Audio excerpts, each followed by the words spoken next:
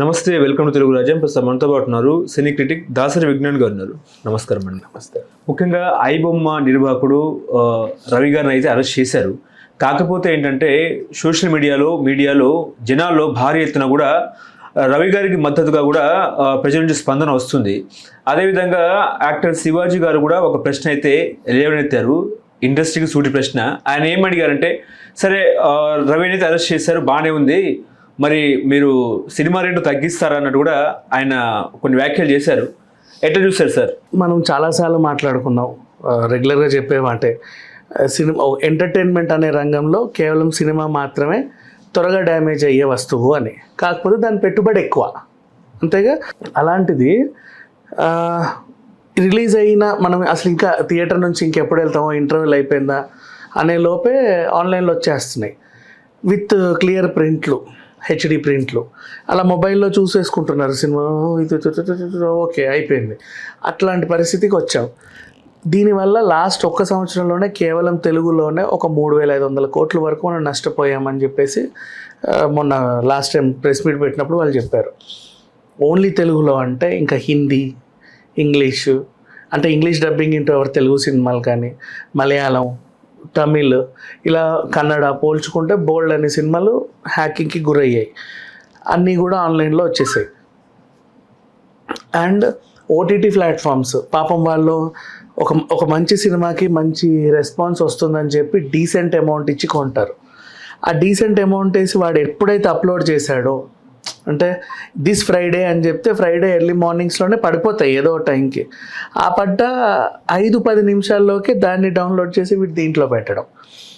అన్ని sites, Amazon కానీ, Netflix కానీ, జీ5 కానీ, సన్ నెక్స్ట్ కానీ, ఈటీవీ విన్ కానీ, మన ఆహా యాప్ కానీ, ఈవెన్ టీవీలో ఫేమస్ షోస్ ఏమైనా ఉంటే లైక్ బిగ్ బాస్ లాంటివి, అన్స్టాపబుల్ లాంటివి ఆహా ప్లాట్ఫామ్లో, ఇలాంటివి ఏమన్నా ఉన్నా కూడా వాటిని డౌన్లోడ్ చేసి అందులో పెట్టడం. అంటే ఇప్పుడు టీవీలో అనుకో ఒక షో ఒక రోజు వచ్చిందనుకో, వాడు దాన్ని మళ్ళీ ఇంకెప్పుడన్నా ఓ రోజు వేసుకుంటాడు, దాన్నే రీటెలికాస్ట్. వాడు డబ్బులు ఎక్కడన్నా తీసుకొచ్చి నువ్వు ఇందులో పెట్టేస్తే రీటెలికాస్ట్ కూడా ఎవడు చూడ్డు. ఇట్లా బోల్డ్ అంత నష్టం జరిగేసరికి ఏ రంగం, ఇప్పుడు టీవీ వాడు యాడ్స్ వేసుకుంటాడు ఒక సినిమాని, అవునా, ఓటీటీ వాడు వాడు కూడా యాడ్స్ అవి ఇవి స్ట్రీమ్ చేసుకొని కొనుక్కుంటాడు, వాడికి సబ్స్క్రిప్షన్స్ పెరుగుతూ ఉంటాయి. థియేటర్ అంటావా టికెట్లు తెగుతాయి. ఏ రూపంలో లేకుండా చాలా ఫ్రీ, ఎంత ఫ్రీ అంటే అంత ఫ్రీ. అసలు ఇంకా నువ్వు రూపాయి ఖర్చు పెట్టాల్సిన అవసరం లేదు, కనీసం ఐబొమ్మ సబ్స్క్రిప్షన్ కూడా చేసుకోవాల్సిన అవసరం లేదు, నీకు ఫ్రీ. అట్లా వచ్చేసరికి ఇంకా జనాల మీద పెద్ద గుదిబండ పడ్డట్టుంటే, ఇండస్ట్రీ మీద పెద్ద గుదిబండ పడ్డట్టుంటే మనకు చాలా నష్టం జరుగుద్ది అని చెప్పేసి వీళ్ళు ఒక రూట్లో వెళ్తే, ఆ రూట్లో కొంతమంది అరెస్ట్ కాగా వీడి పేరు వాడి పేరు చెప్పగా లాస్ట్ ఒక దగ్గర లాక్ అయ్యారు, మూసాపేట అపార్ట్మెంట్ దగ్గర. ఇదిగా ఎప్పుడన్నా వీడు వస్తే పట్టుకుందాం అన్నట్టున్నారు. బేసిక్గా అందరూ అనుకున్నట్టు వాళ్ళ ఆవిడని ఏదో ట్రాప్ చేస్తే వాడు విడాకుల కోసం వచ్చి అది కాదు, ఒక బెట్టింగ్ యాప్తో డీలింగ్ కుదుర్చుకుంటే చిల్లర రావాలి వాడికి, చిల్లర కోసం వచ్చాడు. ఆ డీలింగ్ కాస్త ఏదేదో అయిపోయింది, మొత్తానికైతే పట్టుకోగలిగారు పోలీసు. 2 months నుంచి నిఘా పెట్టారు అపార్ట్మెంట్ వైపు. రావడం జరిగింది, పట్టుకున్నారు. జ్యుడిషియల్ రిమాండ్ 14 రోజులు.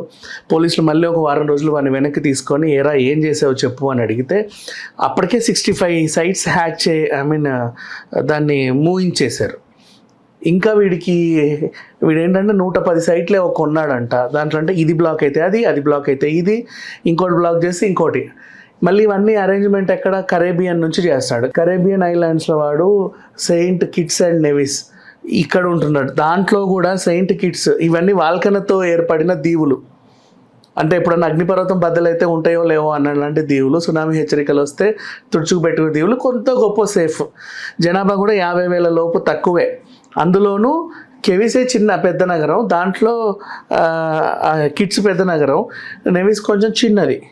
దాంట్లో కోస్టల్ ఏరియాలో లోపల ఎక్కడో ఉంటాడు. అంటే నువ్వు ఓడలో ఆడికి రావాలని అక్కడ ఫ్లైట్ దిగినా సరే వీడిని చేరుకోవడానికి నీకు బోలేడంత టైం పడుతుంది. అంత లాంగ్లో ఉండి ఇంటర్నెట్ ద్వారా మేనేజ్ చేస్తా. అండ్ నెదర్లాండ్స్లో, కెనడాలో అక్కడక్కడ వీడి ఏంటది స్టోరేజ్ కెపాసిటీ ఉండేటివన్నీ అక్కడ పెట్టుకున్నాడు, డేటా స్టోరేజ్. అక్కడ దాని నుంచి చూస్తే ఇప్పుడు మీకు బ్లైండ్గా తెలియని విషయం ఏంటంటే, ఓపెన్ చేసావు సినిమా ఫ్రీ, నొక్కావు, ఇది నొక్కు, 30 సెకండ్స్లో నీకు జనరేట్ లింక్ అవుతుంది, 30 సెకండ్స్ ఆగుతున్నావు, తర్వాత జనరేట్ లింక్ నొక్కావు, డౌన్లోడ్ నొక్కావు, సినిమా డౌన్లోడ్ అయింది. డన్. నీ ప్రాసెస్లో నీ ఫోన్ మొత్తం అది స్టడీ చేసేస్తుంది. ఓకే. అట్లా 50 లక్షల డేటా పోయింది. తెలియట్లా, ఓ ఫ్రీ ఫ్రీ ఫ్రీ అని చెప్పేసి మేము ఏదో సినిమా చూస్తున్నంత ఆనందంగా నువ్వు ఆ సినిమాలన్నీ చూసేస్తున్నావు. నువ్వు ఎంతసేపు ఆన్ చేసి వాడి సైట్లో నువ్వు చూస్తున్నావో అంతసేపు నీ డేటా మొత్తం చోరీ అయిపోతుంది. ఆ డేటా వాడు ఎవడెవడికి అమ్ముకున్నాడు ఏంటో ఇంకా తేలలా, ఇప్పుడు తేలుస్తారు. వాటి స్టోరేజ్ అక్కడ పెట్టుకున్నాడు. అండ్ ప్రపంచవ్యాప్తంగా నాట్ దేశవ్యాప్తంగా వేల మంది హ్యాకర్స్ వీడికి టచ్లో ఉన్నారు.